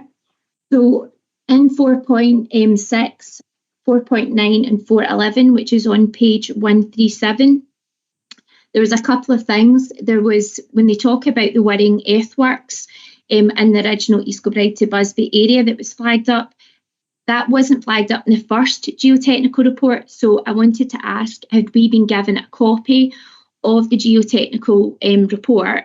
And if not, could we ask for a copy of it, please? In point 4.9, when they talk about the 4 trains an hour, we already do have 4 trains an hour at the peak hours, and it was already confirmed that it was complex timetabling that was needed to actually ensure that that happened in the peak hour in the morning and the peak hour in the evening. So it meant that there would need to be a change to the track for it to be allowed at the shoulder times, but the Scottish Government has already confirmed that the track is going to be single tracked from Escobridge to Busby, so that anybody wants to see it, look on my Twitter feed. So it's just say, I don't know how you think that was going to work, so if somebody could give me an answer to that, then that would be great, because I know that we're working in partnership. Also in 4.11, the original plan was for, I thought, if somebody could confirm to me, was for the side of the right-hand side, that was going to be the 1,200 spaces, but that wasn't taken into account the space on the left-hand side, i.e. the side that was nearest St James's. So if somebody could actually confirm that to me, then that would be great. The other thing was in 5.3 on page 138, what I wanted to find out was, were we thinking that we were going to still be making the same contribution with regards to the memorandum of understanding? Because I remember there was a paper brought to committee before on that, and I'm pretty sure it was developers' contribution and it was a contribution from the council, and it was also City Deal, but that was based on what those original plans were. So I didn't know if the same amount of money would be going forward or whether we would be looking at that, because obviously there's new plans that would need to get put forward. So I was looking also to find out an answer for that. And the other thing that I wanted to ask for was, could we be supplied with a copy of the letter that had been sent from the council, i.e. from John Ross to Transport Scotland, because I know that the response had basically been passed back, but I hadn't actually seen a copy of the letter, so it was tasked for a copy of the letter, please. Anyway, that's it. Thank you, Chair. Well, I think if you ask for a copy of the letter, you should ask it to the person that sent it, not Colin. Colin can't give a copy of any letter that the leader might have sent or not. I'll ask Colin to cover the other points that you've raised. Okay, Colin. Chair, and Chair, before Colin speaks, if I could just say that the Labour group did actually ask for a copy, because Margaret Walker asked for a copy of Michael McGlynn, and Michael McGlynn said that it had already been supplied. I think there's a bit of a mix up there. I think what was asked for was a copy of the response, and Michael said the copy of the response had been. I'll let Michael answer that then. But Chair, can I just say to you that I've got a very clear email not asking for a copy of the response. I've got a very clear email asking for a copy of the letter that was sent. So perhaps somebody else is misinformed, but not me, because I actually have a paper copy of exactly what I was asking for. Michael? Yeah, just to clarify, in my meeting with Councillor Walker on Friday morning, Councillor Walker asked for, on Councillor McAdam's behalf, a copy of the response to the letter, not a copy of the letter that John, Councillor Ross, sent. And once I clarified that, I'd understood that the response letter had been shared with group leaders and then it'd be for group leaders to pass it to their members as they see fit. But I was absolutely clear that it was the response letter and not the letter from Councillor Ross. Thank you. Thank you. Colin, could you pick up the other points? Yeah, thank you, Chair. And I think I've kind of noted down at least 4 questions there, and just one point I was wanting to just clarify to Councillor McAdams. At this moment in time, the land has not yet been transferred over to the council or not made available to us. So those discussions are ongoing. I expect that land will become available to us to allow us to invest at whatever level we require, and I'll cover that last point in a minute. In terms of the geotechnical report that you've raised, I've certainly not requested a copy of it. It's not necessarily something that I require in terms of progressing with, the park and ride, the interchange works either. We have geotechnical reports for that land, both some work we've done ourselves and to better understand the ground conditions, and also geotechnical reports that were previously available as part of previous planning applications in that area. I know Transport Scotland are dealing with a number of freedom of information requests, and I would suspect that probably within that will be a geotechnical report. I can certainly go back to Transport Scotland and Network Rail for you, Councillor McAdams, and ask them to make that available to you if you've not already asked for it. Moving on to the next couple of points, in terms of the 4 trains per hour, that part of the report is purely providing information in relation to my understanding of what Network Rail and Transport Scotland are assessing and considering. I think you're right. Sorry, you are right in terms of what currently operates within the peak hours. I do understand from speaking fairly recently, though, just as of last Thursday, that they are looking at, clearly there's not going to be a second line to dual the entire track, but they are looking, and I think I alluded to it in one of my paragraphs there, they are looking at areas and to look at whether there's any kind of localised loops that will allow opportunities to improve the services. But again, that's without my own kind of areas of responsibility, and that would be for Network Rail and Transport Scotland to consider and progress. Clearly, if we get any information through any discussions we have with them, we will continue to press for as big level of investment as we can get in terms of improving services, improving reliability, and reducing carbon. Another point, last 2 points in relation to the number of spaces. The 1,200 spaces has been across both sites. The figures are very kind of fluid. The kind of scheme has been through a number of stages of development, and as the scheme develops, other matters are coming in. So in relation to drainage design, the needs for sustainable urban drainage ponds, the need for enhanced EV hubs, working with bus operators to look at pick up and drop off areas, lay-bys, etc. So we just know, going back 18 months ago, we can have a significant step change interchange here with around about 1,200 spaces. The discussions that are ongoing at present and will continue is, bearing in mind it's SPT, the council and Citydale and developers' contributions that are going to be investing in this. If we require 1,200 spaces, we will look to deliver 1,200 spaces with the level of investment that we've got. If we require 500 spaces, it would be silly to spend the 7 million or so in 1,200 spaces if we don't need the other 700. Those discussions are continuing, but we will look to ensure we get what is required to meet the demand from the new relocated station. And your last point kind of touches upon that, what I've already said there. That level of investment that I've noted in there is what was set out in the paper, I think, that came to Community and Enterprise in spring 20, and it was around about 3.75 million from the council via Citydale and developers' contributions, and a further similar sum from SPT. If that money is required, certainly is there from the council's point of view, subject to the kind of outline business case and full business case continuing through the kind of cabinet cycle. And I know from speaking to SPT just on Thursday there, again, the project, if it's required, they will be looking to put that money in place as per previous arrangements. Thank you, Chair. I think that's covered most points. Councillor McAdams. Thanks, Colin. Please. Roddy? I'm saying, can I have a subsequent, please, Chair? No, not at a minute. I want to hear the other folks' questions here. Joe Fagan?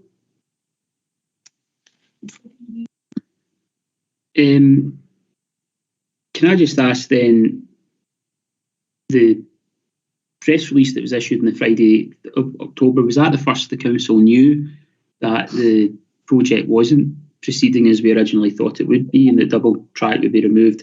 And my second question is, what is our current understanding of what the project will be in relation to Escobridge Station? Because I'm aware that we also have a park and ride strategy in which Escobridge Station features heavily. Okay, thanks. Colin? Thank you, Chair. Just taking your last point there, Councillor Fagan. The Escobridge Station proposals are very much the same, I understand. Again, stressing we're a partner. It's not our project, but the station proposals are very much what they have always been, which is a significant upgrade to the kind of station infrastructure. There are proposals within our own park and ride strategy to work with Network Rail and indeed ScotRail to redevelop and try and max out as many spaces we can at the park and ride. My own view is if we are able to deliver the level of park and ride that we can do at Hare Myers, I think you'll have a shift in movement in terms of where people, what stations car-based passengers are going to choose to use. But very much what's happening at Escobridge Station, we are doing the complementary work to it. So very much the same as what it has been. In terms of when we found out about this, I found out about this around about 11:30 on the 4th of October when I took a call from one of my colleagues at Network Rail who gave me some information in relation to a potential change. An announcement that would be coming that week, possibly that afternoon, at announcement that the First Minister was given when she was opening Queen Street Station. It was far from clear, it was far from definitive, and it certainly would not be for me to have kind of shared that with any detail or with any great authority, because it was very much low key announcement may be coming.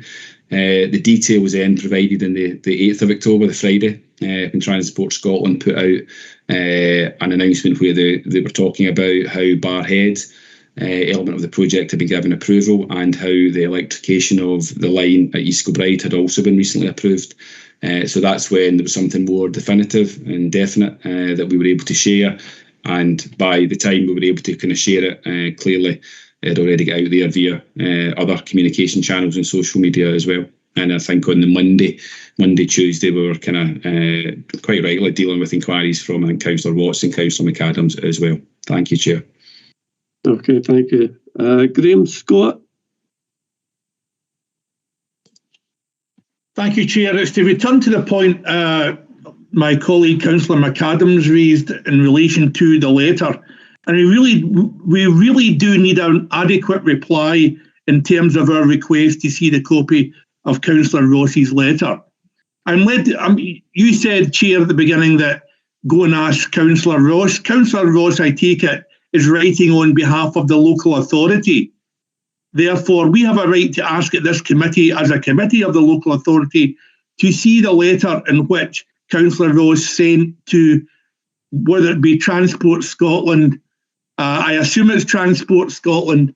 We got the response back, but there's no point in seeing the response unless you see the context of the letter that was sent, if it was to Transport Scotland, which raises another point. Transport, I would suspect, and had it been previous leaders in the past in South Lanarkshire, Eddie McAvoy, Tom McCabe, if they were dealing with a political decision from Edinburgh, from Holyrood, then they would write to the relevant minister, not to Transport Scotland. I think it's important that if a politician, on the basis of a political decision, a politician writes to another politician. If Councillor Ross has just sent it to Transport Scotland, I think he's missed the point. It'd be more relevant and have more impact if he actually sent the letter to the relevant minister, because all this, the losing of the duelling and the betrayal of Escobridge in terms of losing the duelling is because of a political decision by the Scottish Government at Holyrood. So it's important that we know the content of the letter that was sent by Councillor Ross in his capacity as leader of the council to whoever at Edinburgh. I'd love to have thought that you'd have sent it to another politician rather than just sending it to Transport Scotland. Thank you, Chair. Noted that. Okay. Grant Ferguson.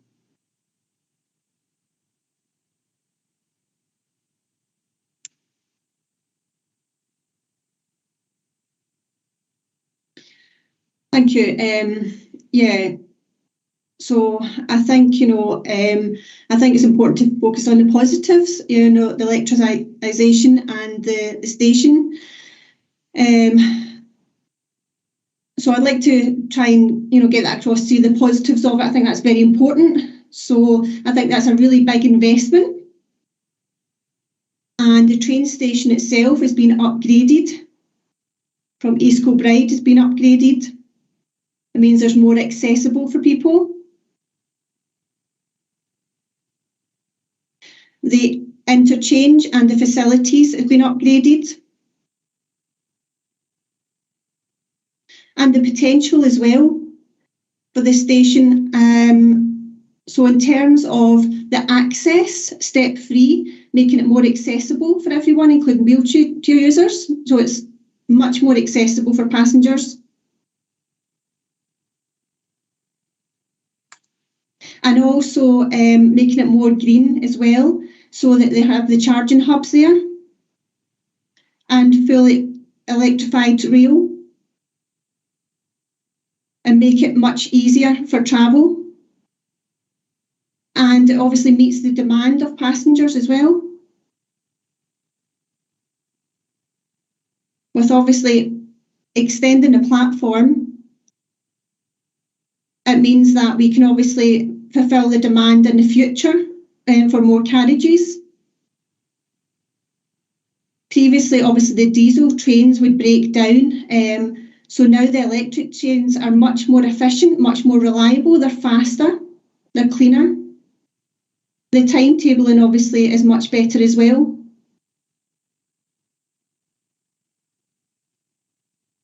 And you're talking about Heermeyer and moving the location. I think it's a really positive thing. So don't forget that the hospital at Heermeyer's, the car parking there is full on a regular basis. So if you're a patient trying to attend the hospital, then that's going to be an issue. So if you're moving the car parking to the new Heermeyer station, to that interchange hub, then that's going to be a real positive thing for passengers attending the hospital as well. So there's a lot of positives to be taken from this. So overall, I think it's a real positive for Escobridge. Thank you very much. Okay, thank you, Grant. David Watson. Thanks. And just, I think there needs to be some consistency in the committee as well. I've just noticed you cut off Councillor McAdam from speaking because she didn't ask a question and she was making some statements.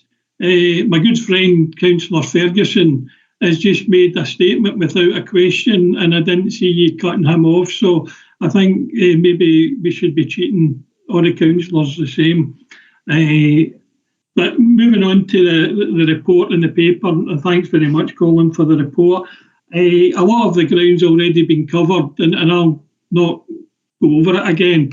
A couple of things I'd like to just make comment on and then a couple of questions.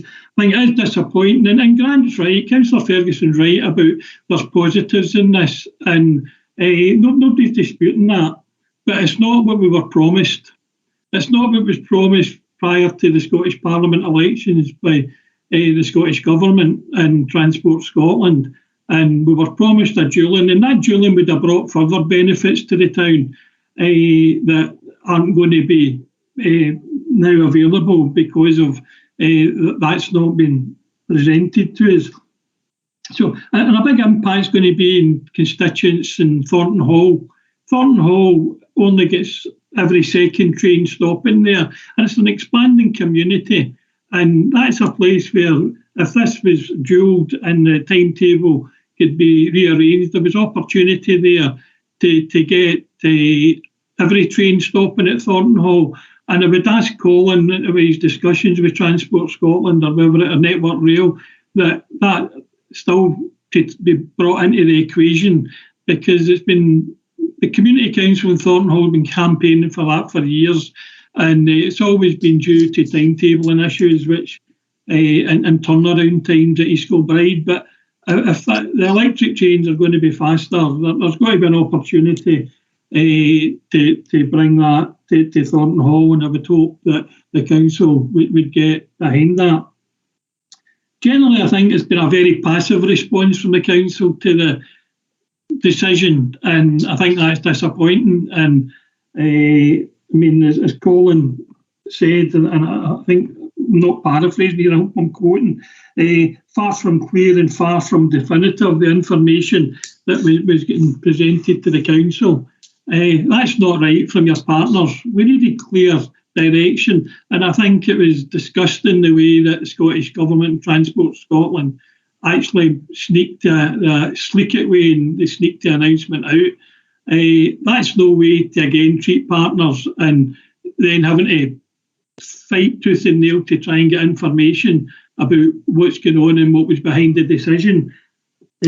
So as part of that as well, I think if we go to 4.8, there was forecast information that decision was supposed to be based on. And the report saying that at this stage the council still not got that. Can we make sure we get that? And when we get it, can we make sure that it's shared with councillors? And then just probably, I don't want to start repeating things that our folk have said, but just maybe for some clarity from Colin. And my understanding's always been the main parking ride's going to be on the London and Scottish site. Is that right? Because just something was said earlier on that made me think, what do you mean by that? So is that still the case, that London and Scottish site is going to be the main site for the park and ride facility at Hare Myers? And if that being the case, what's going to be at the St James side? Because again, I think my recollection was that was to be predominantly disabled bays. But maybe you can clarify that. Thanks. Right, David. Colin, can you pick up the questions there for David? Yeah, thank you, Chair. In terms of the demand information, we have been sent an initial technical note, and that was discussed briefly on Thursday. I'm struggling to understand it, so I'm not currently going to share it with MD. I have asked for further information to be provided in terms of what that means in terms of passenger numbers. So the information that's been shared with myself is more in relation to just what the wider outlook for rail-based travel across Scotland is. But that then has to obviously transpire into the specific demands in and around Hare Myers and Escobridge station, which led to the project as we knew it pre-COVID. So Councillor Watson, yes, when that is made available, and in terms of what Councillor McAdams was asking for as well, in terms of the ground investigation report and that demand, I'll ask Network Rail for that to be made available to you. At the meeting on Thursday last week, I should have maybe said earlier on, if it's not yet been shared, I understand that Network Rail and Transport Scotland are looking to have a kind of workshop gathering in the new year. Some of you may already have got that in replies from Transport Scotland. So at that meeting, I would expect very similar debate and discussion to take place in the project. Councillor Watson, going back to your point about the London and Scottish site, yes, again, up to that announcement, on the northern half of the site was a substantial park and ride. The northern half of the site is the London and Scottish site, and on the southern half, the site closest to the St James Centre, that was certainly evolving into the kind of bus and rail interchange, some more electric vehicle charging in there as well, some disabled parking as well.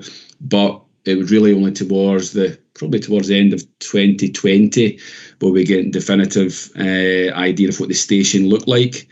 Where was the front door of the station, essentially? Having a double track meant that you really have two kind of main entrances as well. As it currently stands, I understand that the main kind of frontage of the station will be on the southern side, and we will be looking to have on the southern side, the St James Centre side, the same bus, rail, pick up and drop off, EV charging, disabled bays as we had planned, and on the northern side there'll be a substantial park and ride, again within the context of what I said. If the demand requires, in excess of 1,000-1,200 spaces, we can fit that in thereabouts. But again, that is still going to be the significant park and ride that was always planned. Again, as far as I'm aware at this moment in time. I think that's covered both your points, Councillor Watson. Okay, thanks, Colin. I've got Jerry Convery. Yeah, Chair, and I'm going to try and go over the boundaries as you quite rightly told us. But see, at times I'm just a simple character, and I'm just looking at I would like to talk about 3.4, 4.6 and 6.1. Now, it says here quite categorically, and it's one of our partners that's saying this, so I think it's pertinent to this discussion and this debate. By way of further background, this is 3.4. By way of further background, the Scottish Government, through Transport Scotland, publication Scotland's Railway, 219 to 224, we're only at 221 now, so we've got another 3 years to go, recognise the need to improve Escobridge to Glasgow rail service as a priority. That's not the council saying that, that's one of our partners saying that, and we concur with our partner. And then if we go to 4.6, Chair, then it does a somersault and it says there's significant financial challenges arising from COVID. Well, we've sat through a year and a half of lockdown, we're no stupid, and we know it's posed major problems because we've spent billions trying to contain the bloody virus. But as a partner in this whole discussion, at the end of the day, the people of South Lanarkshire, but predominantly, obviously, Escobridge, were told by one of our partners it was a priority to dual it. To dual the rail line. No, we didn't say that. It says in 3.5, electrification and zero emissions, which helps the environment, self-powered fleets, track dualling, extended station platforms, longer trains. We all signed up to that as well. And the last thing I'll say, Chair, without being overtly crazy, my colleague Graham Scott made the point, so I'm not going to linger at it, but it's a very important point. We are politicians. We're sitting here at a committee, a statutory committee of this council, and if the council leader and officers of this council are disappointed and they send correspondence to Transport Scotland, we as politicians are entitled to know what was the content of that discussion. That's what political parties are about. So I don't see why, as a committee, we can't ask the council leader representing South Lanarkshire Council and the officers representing South Lanarkshire Council, can he tell elected members the correspondence? It doesn't make sense. So that's the three. I'm not asking any officer to answer me. I'm just saying, as a body of this council, we're entitled to get as much information, because let's look at it in the bigger picture. If we don't do what was the Scottish Government said was a priority, then we're letting down ourselves and we're letting down the people that we represent in South Lanarkshire Council, and that's no good enough. Thanks for your time, Chair, but I think these things should be taken on board. Thank you. Thanks, Jerry. Your points have been noted and they will be taken on board. I think we'll move on now. I think we've quite a bit of discussion on this. What's your point of order? You said you'd come back to me when you'd asked everybody else to ask their questions. Okay, what's your question?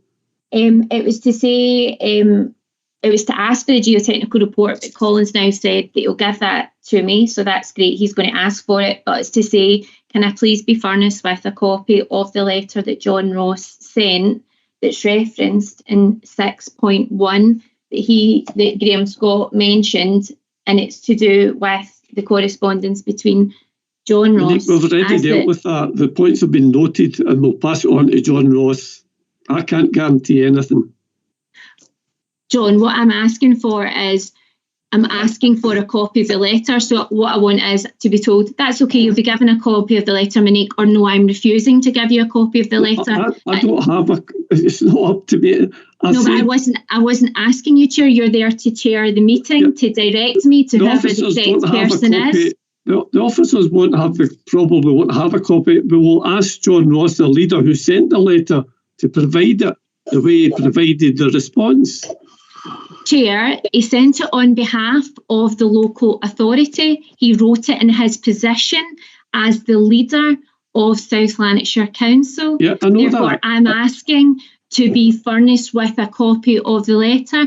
And I think probably most of my colleagues are now really wanting to see a copy of the letter as well, because for why this has now become so difficult, I'm not really sure, to be honest with you. So if you're saying that I'm going to be furnished with a copy of the letter, that's great. If you're saying that I'm not, can you please confirm that? No, I'm not saying you will, and I'm not saying you're not. I'm saying we will ask John Ross to furnish everybody with a copy of the letter. Not very clear or transparent, Chair. I'm sorry, but I don't know what else I can say other than John Ross. I'll ask John Ross to furnish everybody with a copy of the letter that he sent. I think that's clear. That'd be very much appreciated, Chair, and thank you very much for your time. Okay, thanks. We'll go on to the other items of business, which is agenda item 14, 15 and 16. And I'm just going to move these in block as they're for noting and see if there's any questions on any of these items. Let's see, Monique and Jerry have got their hands up. Is that legacy or... Apologies, John, so sorry. Right, that's okay. Jerry, is yours a legacy? No, it's no, John. Can I ask a question in report 15? It's at 3.5. The 11 areas were subsequently identified following feedback from elected members for potential residence parking permit zones. And it's listed in the next page. It's got Westwood area, Escobridge. Could I get an officer, can they tell me how that came to be put in this category? Because I certainly never made any representation, and I represent the Westwood. Colin? Thank you, Chair. Councillor Conway, I'll come back to you in that in the detail, but it's part of, must have been late 2019 when the Road Safety Forum were concluding the kind of member officer group exercise. Again, I can't remember what councillor it was, but the group was coming to a view, and there was an email put out, I'm sure it was put out by myself, to all members to say, here's the direction of travel. We're looking at potentially opportunities to expand, and members were just really asked to email myself. So that is just a summary of the request that we got in. I'll ask my parking team leader to give us a wee bit more detail about what was asked for there, and I'll share it with you by email if that's okay with yourself. Chair, with your indulgence, could I just say, if Colin casts his mind back, we actually took areas of Westwood out of parking zones. That's how it's a bit confusion. So yes, if you could give me the details, I'd be much obliged. Thanks, Colin. Chair, if I can just come back in there, just to highlight, these are not areas that we are going to extend into or expand into. These are just areas that we were asked to consider. So when we get to them, and as the report highlights, we've kind of set out a new timeline, obviously, in the back of the delays to COVID. So Councillor Conway, we're not necessarily saying we are expanding into this area, just that we've been asked to assess it. And it may be we come up with the same view or a different view, depending upon the circumstances at that time. Thank you, Chair. Okay, thanks. I've got no other items of urgent business, but before we go, I'd just like to say this is Michael McGlynn's last meeting. Michael has got a bit of a history working with local government. It started in 1989 after I left university. I think it was a temporary contract with South Lanarkshire Strathclyde Regional Council. I then moved on to the Escobridge, and was working there between 89 and 96. I think the polar bears might have scared them away, so he moved on to sunnier climes into Renfrewshire from 97 and 2005. He then come back to South Lanarkshire and to Hamilton, and has been working there ever since.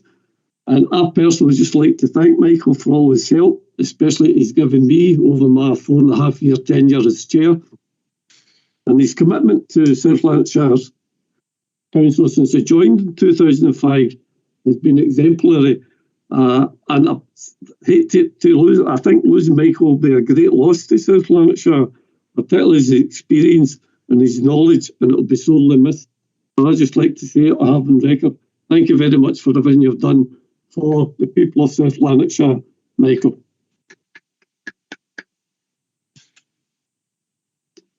See, Michael's got his hand up, Michael. It's just very briefly to say thanks very much for those words. I think I won't prolong the meeting any longer. I think I gave a thanks to all members for the support over the years at the full council just last week, and for those members that weren't there, just like to pass on those thanks again for the support, and wish you all the best into next year. Thanks very much, Chair. Okay, thanks. So as a closing meeting, I'd just like to wish everybody a peaceful Christmas and a good New Year, and I hope you all stay safe and stay healthy. Okay, see you all next year. Thanks, Bye. Chair. Thank you, Chair. Thanks, Thanks, John. Bert. Well, Thank thanks, you. Chair. And happy retirement, Michael. Thank you, Chair.